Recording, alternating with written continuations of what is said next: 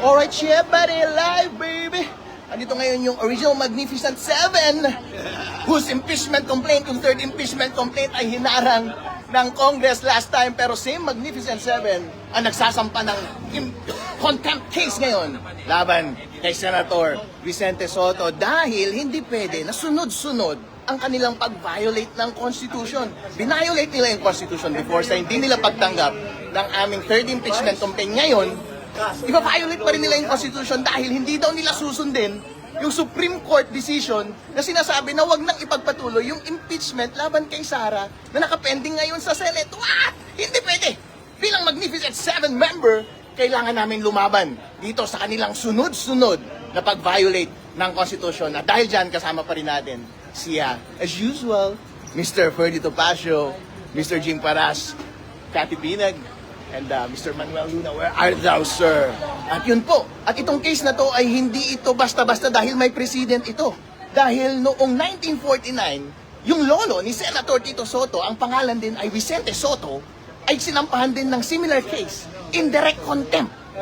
At na-convict siya doon. Kaya mataas ang confidence namin na matatalo rin si Vicente Sotto dito sa case na ito. Dahil doon sa case na yun, yung lolo niya before, ang sinasabi ay wag sundin or mali yung decision ng Supreme Court at sinasuggest niya na palitan yung members ng Supreme Court. Hindi ba't pareho rin yung sinabi ni Senator Tito Sotto this time? Sinasabi niya na mali yung decision ng Supreme Court at nagsasuggest siya ng tsa-tsa at ini-insinuate na napalitan yung mga members ng Supreme Court dahil mali yung kanyang decision. Confident kami na same reasoning ay mako-convict itong Senator Vicente Sotto. Pangalawang Sotto na mako-convict, this time ng indirect contempt, consistent sa jurisprudence ng kanyang lolo dati. Indirect contempt, pwede siyang maparusahan ng pagkakakulong at pagpapa-fine. Kahit sabihin niyang freedom of speech niya yung kanyang pagsabi, sabihin na natin na given that, alam naman natin ang ating Supreme Court ay yung branch ng ating government na natitira na lamang na may modo pa na hindi sila nagsasalita kapag binubuli sila. Pero this time dahil nag-file kami ng petition case laban sa kanya, may pagkakataon ang Supreme Court ngayon na i-defenda or i-defend ang kanilang sarili formally dito sa case na ito. At ipinagdarasal namin na ilalatag nila na parusahan din si Vicente Sotto III ng same fine or imprisonment dahil mali ang kanyang ginawa. Yeah, buddy! Alright! Sunod-sunod na paglabag ng konstitusyon ang ginagawa ng administrasyon na ito. Ang Magnificent Seven ay patuloy na lumalaban sa administrasyon sa kanilang consistent na paglabag ng ating konstitusyon. Hindi pwede na hindi ninyo tinanggap yung aming third impeachment complaint laban kay BBM, violating the Constitution, and this time gusto nyo pa rin i-violate yung Constitution sa pamamagitan ng hindi pagsunod sa desisyon ng Supreme Court at bubuhayin ninyo yung sinabi na illegal at void na impeachment case na nasa Senate ngayon. Wow! Grabe tong administrasyon na ito. Nagva-violate talaga kayo ng Constitution. Consistent. At makakaasa kayo. Kapag consistent kayong lumalabag sa batas at sa ating saligang batas, ang grupo na ito ay patuloy na lalaban sa inyo.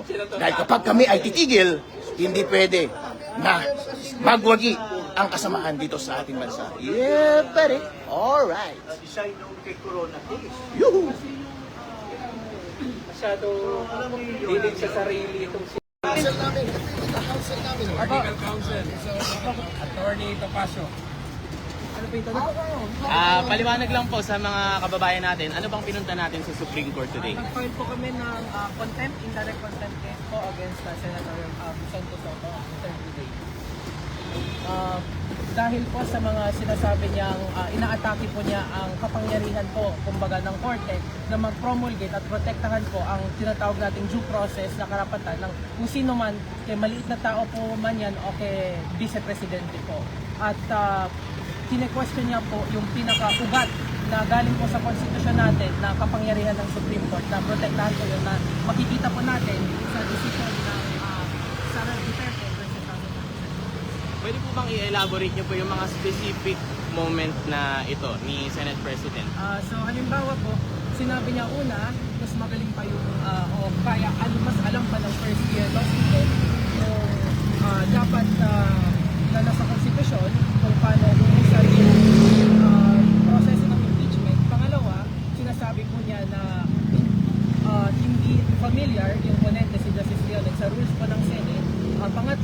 sinasabi pa po niya kung pwedeng galawin ng Korte Suprema yung rules na nasa Constitution ay dapat galawin din ng Senate at mag-charter change. Okay, maraming salamat po, sir. Kayo po. Thank you. Salamat. Salamat. Ingat po. Thank you.